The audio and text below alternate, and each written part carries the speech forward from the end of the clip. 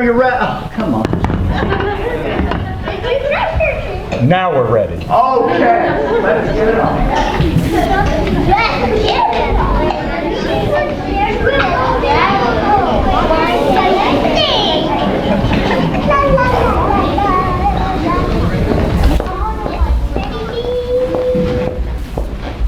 Good morning, welcome. Thank you for coming today. This morning the fourth graders will be performing the play The Chair by Geoff Bamber, and we hope you enjoy it.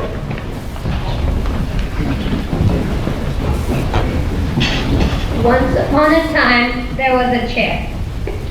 It was just an ordinary chair, an ordinary old chair. It had been dumped in the middle of the forest. Those few people who passed it by ignored it. It would soon be overgrown by plants, and then it would rot. One day, a woodcutter happened to be on his way through the forest. Huh? He spotted the chair. This will burn nicely, chopped and bundled. It will fetch a good price. No, I think I'll use it myself. It will keep my cottage warm for days.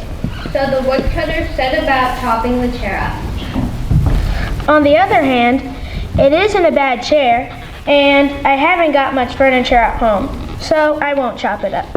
So he didn't. He picked the chair up and took it home.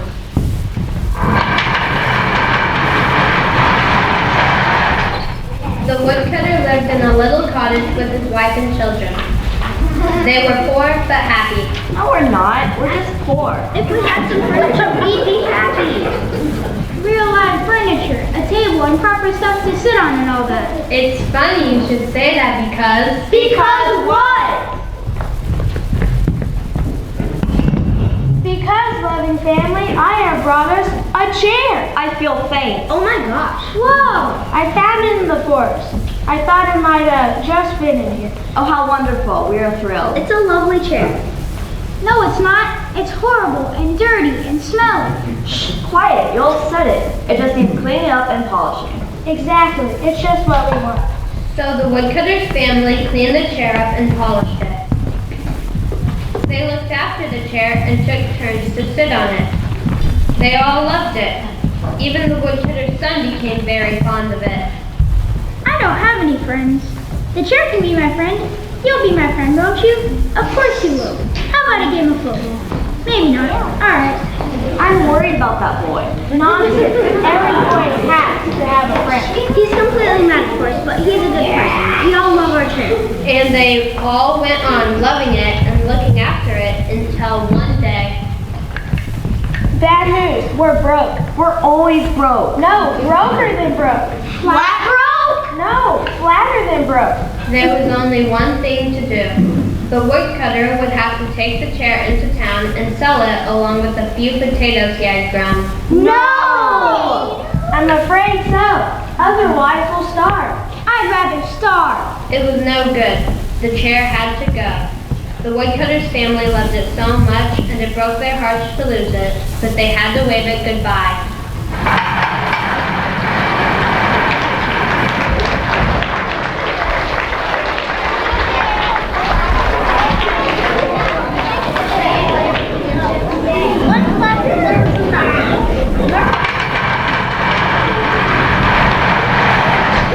In town, there were two antique dealers. Hello to you. And hello to you. I'm Mr. Sly, and this is my associate, Ms. Crafty. We are antique dealers of high repute. Roll up, we've got the finest bunch of antiques in town. And everyone's a genuine article. No junk, no garbage, that's our motto. We buy and we sell, and our prices are the fairest you will find anywhere. Now then, who's the first sucker? Lucky customer today. Hello, sir, and how may I help you today? I have a chair. It's a good chair, but I've got to sell it. Can you give me a good price? All our prices are good. Ain't that so, Miss Crafty? Absolutely, Mr. Sly. Not a bad chair, but not a good one either. I thought it might be valuable. It looks valuable.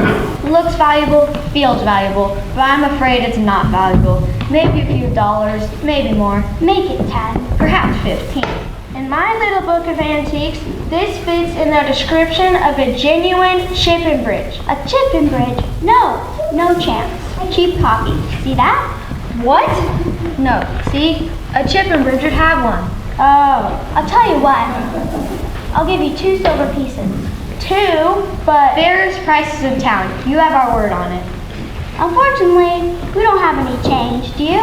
I have 3 silver pieces from selling the last of my potatoes at the market. We'll just hand them over for a moment. Right. And we'll have the chair. I'm not sure we'll be able to sell it though, I suppose, in the right light, and we can give a bit of a makeover. Excuse me, what about my money? Oh, sorry, completely slipped my mind. Now how much were we paying you again? 2 silver pieces. There you are. 1, 2. Good day to you, sir. It has indeed been a pleasure doing business with you. Thank you. Good day. So the poor woodcutter went home, still poor. The antique dealers now had the chair, and you know what? What? This is a genuine chipping bridge chair. Worth a fortune, an absolute fortune. And what did it cost us, Miss Crafty? Absolutely nothing, Mr. Sly. In fact, we made a profit. That sounds like good business, Miss Crafty. Absolutely, Mr. Sly. But will you love it and care for it? The chair, I mean. Love it, care for it. No, we'll sell it. After all, it's only a chair. Hold on again. But the crooked antique dealers did not get to keep the chair for long. We're the king's goods and we're on the lookout. What for? Don't tell anybody, but we're looking for a chair. Is that all? Oh, it's a special kind of chair. We're looking for a chair fit to serve as a throne. The king's present throne has fallen to pieces and needs replacement. And the king is very particular. How about that chair? Which chair? The one behind you. Very nice. This could be the one. Nice piece. Hey. At your service, sirs. Sly and Crafty, antique dealers. This chair? Genuine chipping bridge. Chipping bridge, eh? Better report back. How are you, Majesty? This is the captain of the goods. We seem to have found a suitable chair. It's a chipping bridge. Right. Yes, Your Majesty. Right away. We'll take it. And you have a real bargain at only 120 gold pieces. Genuine chipping bridge, you see? His Majesty does not actually pay for such items. He accepts generous gifts from his loyal subjects. Get the idea? Quite. Absolutely.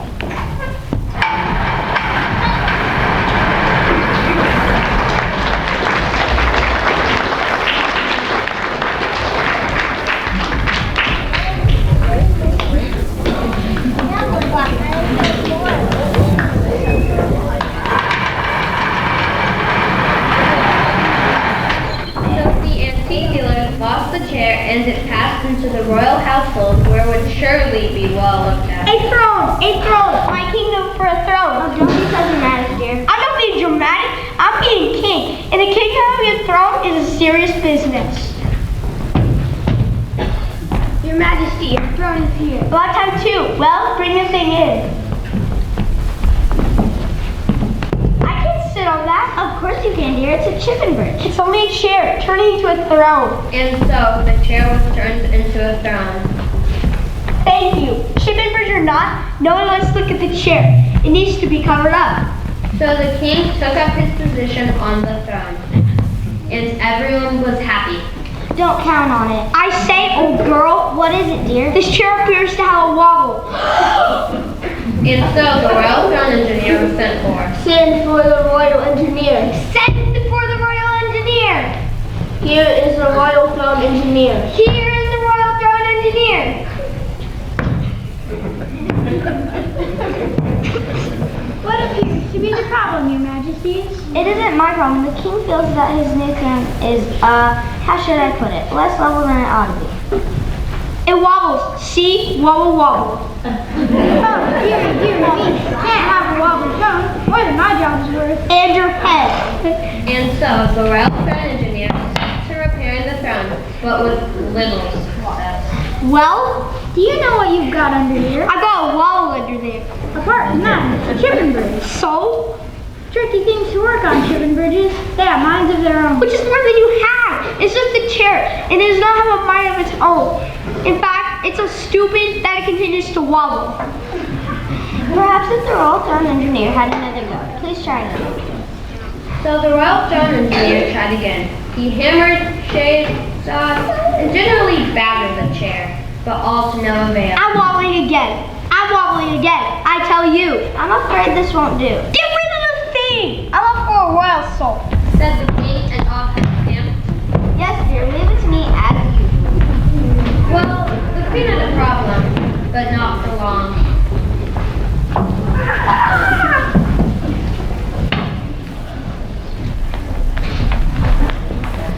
Alakazam, Alakazoo. I'm a wizard. What are you? Yes, unfortunately, there wasn't much money in wizardry, and an enterprising wizard. Such as me? An enterprising wizard had to take whatever chances came along. Alakazam, Alakazee. If you got a problem, turn to me. I have a problem. Not for long, Your Majesty. We have a chair, a rather useless chair, as it turns out. The king wants it thrown away. Oh no, you can't do that. Would you like me to give it magic powers? You can do that? Yes, it's all up here. Now let me think. It just so happened that the king and queen of Dodger, the princess, was giving them some problems. I believe she's a dancer, but she's having trouble getting a partner to dance with her, and she isn't happy. She's very temperamental. How about a dancing chair? She wouldn't need a partner to dance with then. Excellent idea, wizard. Proceed. I'm afraid that's one of my best tricks. That will be 50 gold pieces. 50? You are regally royal and rich, and I'll keep the little darling happy for hours at a time. The king would never pay, but I suppose this is different. So the queen paid up. Alakazam, Alakazee, just step back and leave it to me. Alakazam, Alakazosh, give me a chance to make some dosh. That should do. I do hope so. I'll go tell the princess that she has a surprise present. I'm not sure I want to be here when the princess arrives. Excuse me, your wizardship, but is that really a magical dancing chair? Dancing chair, don't be ridiculous. Chairs can't dance. This one can't. Good luck. Just look at the wobbly thing. No, I'm off. Good luck, chair. You'll beat it. Now the princess arrived. She had been told that she had a surprise present. Well, where is it? I'm looking for something wrapped up. Perhaps it's in a red ribbon. Perhaps it's behind this ghastly old thing. I'm afraid that's it. This? This is my present? It's the dancing chair. Dancing chair. Tis tosh. It's a sitting chair. And not even a very good one at that. It has a wobble. Perhaps the wobble will make it a better dancer? You can't be right. I'll give it a try. Look, chair, I'll do a few steps and then you copy. But you'll have to watch carefully because I'm very, very good.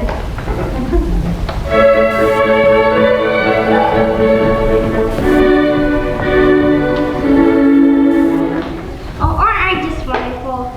Now you have a go. I'll count you in. 1, 2, 3. The princess is not pleased. I'm not pleased, you stupid chair. Dance, I command you. I'm a princess. I'll count to 3. 1, 2, 2.5, 2 3/4, 2 and quite a lot, 3. That's it. You're out. Just jump. That's all you are. Ha! Magic dancing chair. Ha! Absolute jump. She was so annoyed that she actually gave the chair a kick and broke her toe. Well, that was the end of the chair's life as a part of the royal household.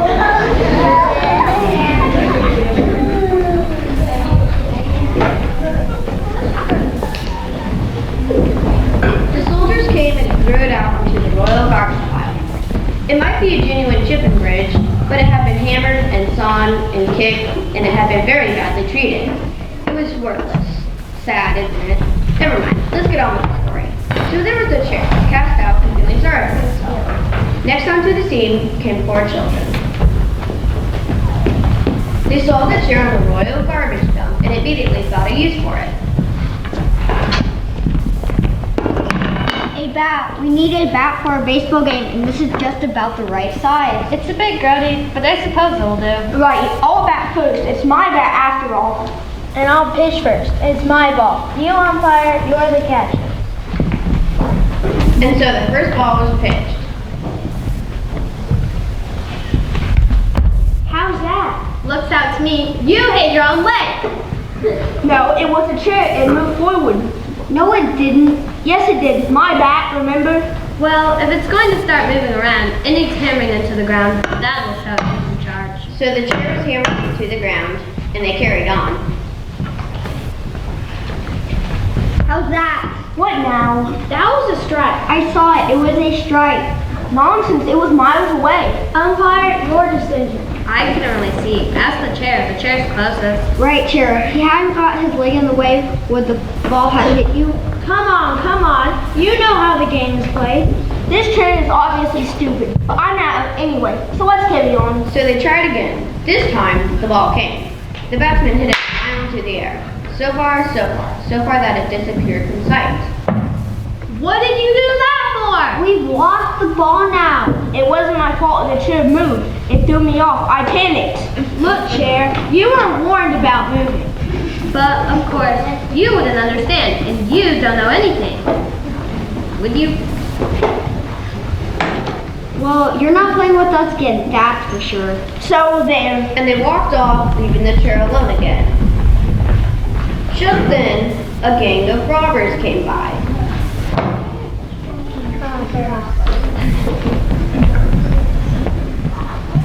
They had just committed a robbery and were being extremely sneaky. Unfortunately, the baseball, which had been hit so far into the air, chose just this particular moment to come down again. What's that noise? A sort of whistling noise.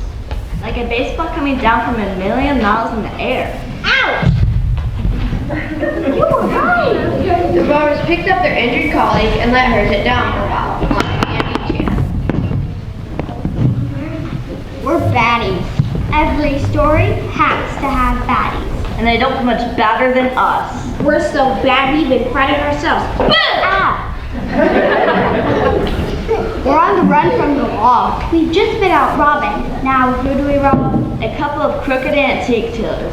Sly and Crafty by name. And then We mugged a wizard just for fun. we've cleaned them all out. And it's all in here. And we give them a good beating too, of course. Cause we're Bam! Grrr! And don't you forget it. The robbers decided to rest up for a while. They posted a lookout. They did not get a very long rest. It's the law over there. I can see them coming. Don't panic. As long as they can't find the money on us, we'll be all right. I know. We'll hide it under this chair. No one will think we're looking for it there. So they put the bag under the chair. There. It's safe now. Scruffy old chair loaded, John. Ello. What's going on here? I know what no good looks like, and let's let her up to it. Now what might you be doing here? Resting. Resting from what? Resting from robbing? Good heavens, officer. Certainly not. Do we look like robbers? Well, now that you mention it, yes you do. Rest assured, officer, we are a respectable, law-abiding citizens. I don't suppose you object to being searched as long as you don't tickle. And so the robbers were searched, and nothing was found. Are we clean? I want to say that. By the way, is this chair yours? No, we just found it by the roadside. The dirty old thing of just climbing up the King's Highway. We were going to get rid of it. Keeping the countryside tidy and all of that. Well, that's very good of you. Good day. I'm not fooled. They're baddies. Take my word for it. They'll come unstuck. Anyway, good day to you as well. And mind how you go. Well, just as the policeman said, the robbers came unstuck. They argued about how they were going to divide the money up. Being robbers, they decided they were having the chair as well. All right, I'll have all the money. You three have half a chair each. No, you can't have 3 halves. Me and her will share the money, you two share the chair. But you just have a chair. I'll have all the chair, you three share the money. It's not fair somebody has all of anything, unless it's me. I'll have the chair and the money. That will stop all of you from arguing over it. And soon the robbers started fighting over who would have the money. and the robbers hurt each other so badly that they had to crawl off to the hospital. So the chair just sat there again, with the money hidden underneath it. A few days later, an old tramp came by.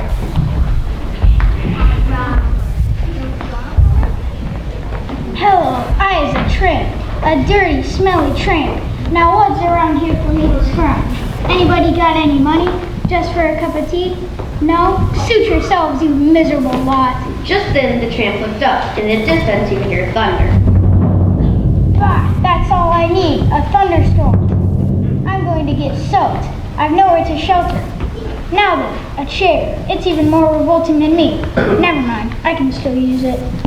The tramp decided that if he lay on the ground, he could just about get his head under the chair, and that would at least keep part of him dry in the thunderstorm. But when he got down there, guess what he found? There's a bag under here.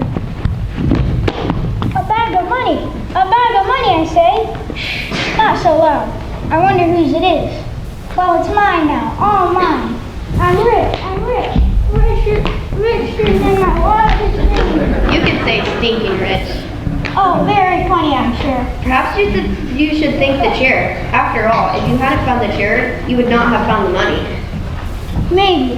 But I'm not going to waste my time talking to chairs. Especially chairs like this, now that I'm rich. The tramp was very excited, and his brain was in a whirl of all the things he could spend his newfound riches on.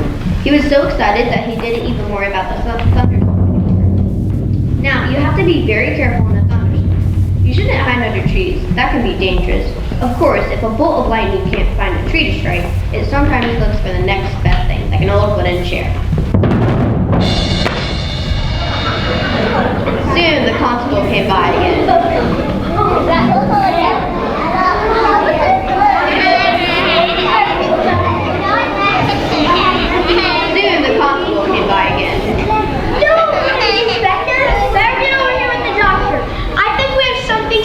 Here. So the police inspector and the doctor arrived. Now, where's the body?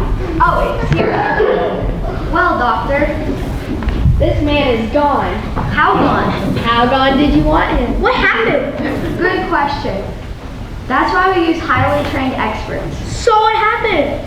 He stopped breathing. Did thunderstorm have anything to do with it? Too early to say. Don't jump to conclusions, lad, but write it down anyway.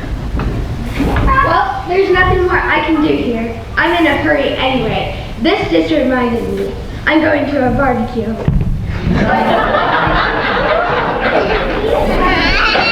Right, how do you sort out this mess? Won't you be helpful?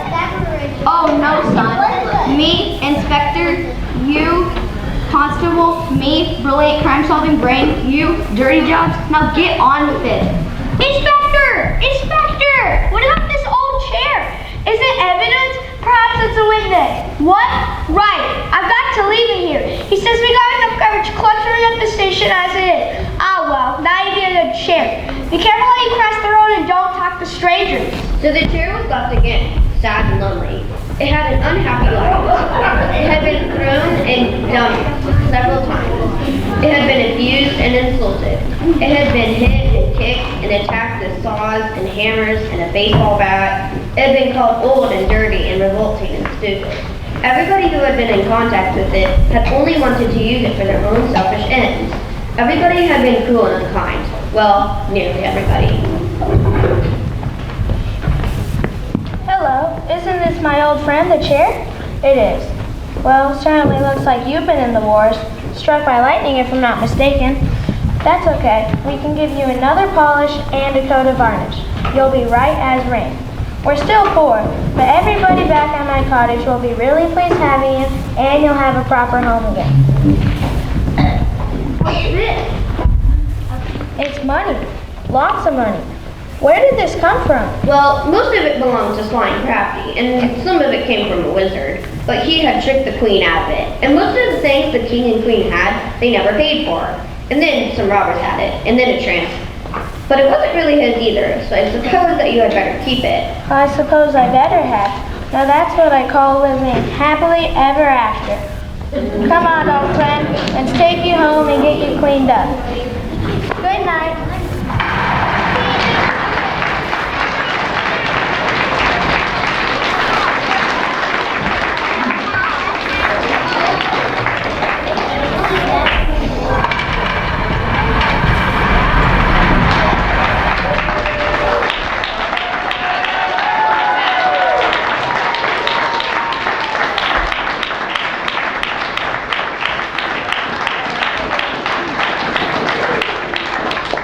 Guys were awesome. Mr. Park, congratulations. I'm going to let you do your thing first, and then we'll go from there.